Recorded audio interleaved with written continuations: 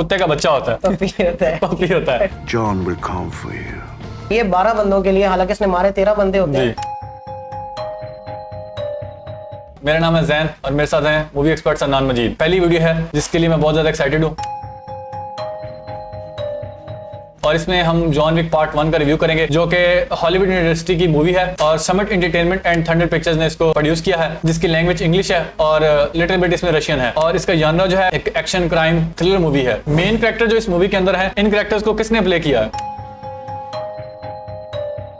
Canadian actor Keanu Reeves ने, और उस कैरेक्टर का नाम है जॉन विक। वाइफ का कैरेक्टर का नाम हैना है और वो ब्रिजिट मोयनाहान ने प्ले किया है, जिसका नाम है यूसिफ तारासोफ, और उसको एक इंग्लिश एक्टर एल्फी एलन ने प्ले किया है। वो स्वीडिश एक्टर माइकल निकविस्ट ने प्ले किया है और उसका जो नेम है कैरेक्टर का वो विगो तारासोव है। इसका जो स्टोरी का मेन किरदार है वो अपनी वाइफ को खो देता है और उसकी जो आखिरी निशानी है जो उसकी वाइफ उसके लिए छोड़ के जाती है वो एक कुत्ते का बच्चा होता है, पपी होता है। पपी होता है। तो उसको कोई मार देता है उसके घर में आके अपने कुत्ते के बच्चे का बदला लेने के लिए, उस कुत्ते के बच्चे को मार देता है और उस बंदे के बच्चे को मारता है। सर चलो इस बंदे के बच्चे को मार देता है। खैर इसमें अब मतलब कि जिस बच्चे को मारता है उसका भी एक बाप होता है ना, तो वो बाप जो है वो बदला लेता है John Wick. John will come for you. तो उसका जो दोस्त होता है वो उसको मार देता है। फिर एट द एंड जो है हमारा मेन किरदार प्रोटैगनिस्ट जो है वो उसको भी मारता है। असल में ये तो है कि नॉर्मल स्टोरी जो हम अगर देखते हैं इसको फर्स्ट टाइम में, मगर देखने के साथ साथ हमें ये पता लगता है कि भाई ये जो बंदा है ये ग्रीव कर रहा होता है अपनी बीवी की डेथ को, और बेसिकली ये एक बहुत नोटोरियस और लेजेंडरी हिटमैन था जिसकी बहुत ज्यादा रिप्यूट होती है। और फिर इसके दुश्मन जो है वो इससे भागते हैं और इसके दोस्त इसको कहते हैं कि ये तुमने क्या हरकत कर दी। हम एज अ व्यूअर्स यही देखते हैं कि क्या ऐसा पॉसिबल है। एट लास्ट उसको दोबारा एक सम सेम्बलेंस ऑफ पीस उसको मिल पाता है कि नहीं मिल पाता। सही। You got out once.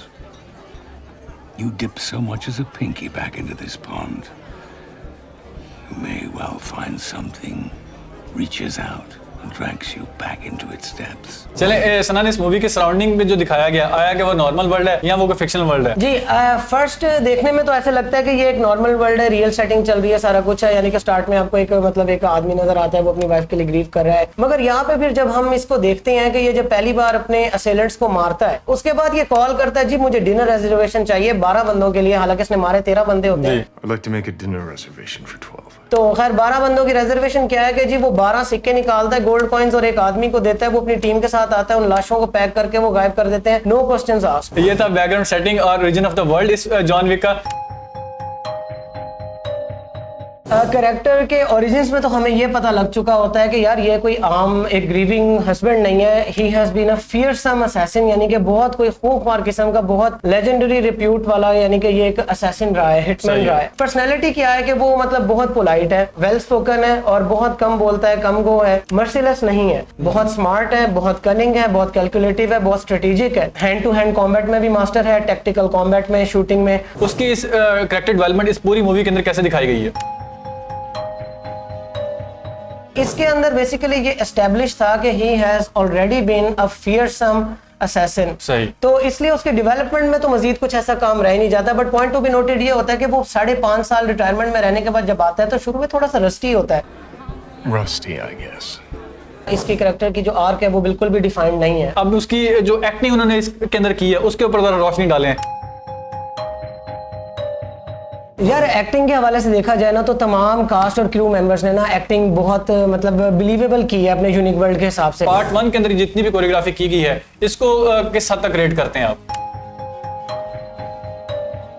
अच्छा जैन, अगर कोरियोग्राफी की बात की जाए ना तो basically it takes all the stars there are, especially John Wick के फर्स्ट पार्ट के हवाले से, क्योंकि कोरियोग्राफी खत्म है। इस मूवी की जान और हार्ट एंड सोल एवरीथिंग जो है वो इसकी कोरियोग्राफी है।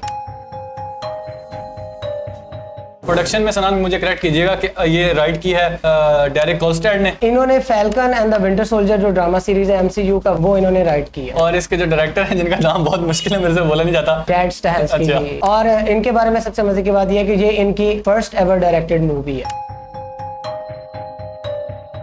सनम गन के पकड़ने के अंदाज से क्यानू काफी ट्रेंड मार्शल आर्ट्स लगते हैं। ये ऑलरेडी एक ना ट्रेंड मार्शल आर्टिस्ट है ये। तो उसके बाद ट्रिविया के अंदर अगर हम आए तो सबसे खास बात ये है कि जॉन विक ने जो है कियानू रीव्स ने अपने स्टंट्स जो है मूवी में वो तकरीबन सारे के सारे खुद ही किए हैं, बल्कि ऑलमोस्ट ह्यूमनली पॉसिबल जितने भी स्टंट्स हैं वो खुद किए हैं, फ्रॉम रनिंग, फाइटिंग, ड्राइविंग, हर चीज उन्होंने खुद की है। चैड स्टाहेल्स्की ने अपनी जिंदगी में सिर्फ 4 मूवीज डायरेक्ट की हैं और वो चारों के चारों जॉन विक के पार्ट्स हैं। गाइस के एरर्स हैं तो एरर्स मुझे जरा बताएं फिर।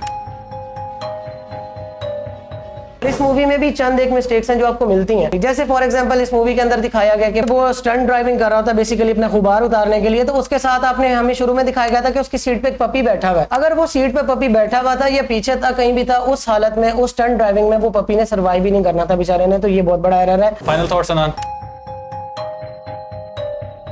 खैर ऑल इन ऑल एक बहुत एक्स्ट्रॉर्डिनरी और रिमार्केबल मूवी है जो मतलब एक्शन पैक्ड है, बहुत ज्यादा स्टार्ट से एंड तक एक्शन पैक्ड है।